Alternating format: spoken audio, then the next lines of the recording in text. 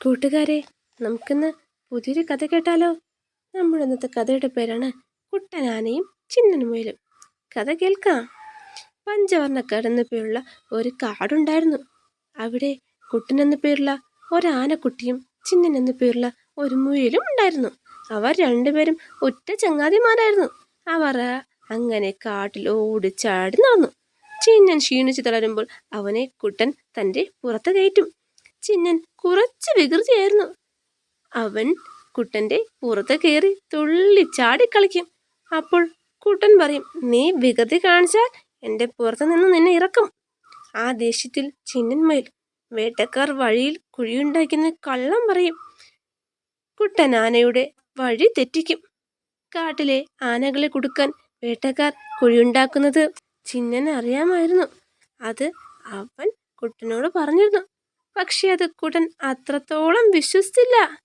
കാരണം ചിലപ്പോഴൊക്കെ ചിന്നൻ കുഴിയുണ്ടെന്ന് പറഞ്ഞ് പറ്റിക്കുമായിരുന്നു. അതുകൊണ്ട് തന്നെ ചിന്നൻ കുഴിയുണ്ടെന്ന് പറഞ്ഞപ്പോൾ കുട്ടൻ അത് വിശ്വസിച്ചില്ല. അവർ നടന്നു നീങ്ങി. പെട്ടെന്ന് അവർ രണ്ടുപേരും എവിടെയോ താഴ്ന്നു പോകുന്ന പോലെ തോന്നി. അവർക്ക് മനസ്സിലായി അവർ കുഴിയിൽ പെട്ടുപോയെന്ന്. അവർ രണ്ടുപേരും അവിടെ കിടന്ന് രക്ഷിക്കണേ രക്ഷിക്കണേ എന്ന് വിളിച്ച് പറഞ്ഞ് ഉച്ചത്തിൽ കരഞ്ഞു. ശബ്ദം കേട്ട് മറ്റാനകൾ ഓടിയെത്തി കുട്ടനെയും ചിന്നനെയും രക്ഷിച്ചു. കുട്ടൻ ചിന്നനോട് പറഞ്ഞു, നീ ഇനി മുതൽ എൻ്റെ കൂടണ്ട. കുട്ടൻ മറ്റാനകളോട് നന്ദി പറഞ്ഞു നടന്നു നീങ്ങി. പിന്നീട് ചിന്നൻമുയൽ കുട്ടനാനയെ കണ്ടതേയില്ല. ചിന്നൻമുയലിന് വളരെ വിഷമമായി. അന്നങ്ങനെ പറയണ്ടായിരുന്നെന്ന് ചിന്നൻ ഓർത്തു. പിന്നീട് ചിന്നനെ ആരും കളിക്കാൻ കൂട്ടിയില്ല.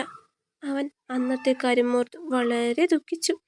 ചിന്നന് അവൻ്റെ തെറ്റ് മനസ്സിലായി.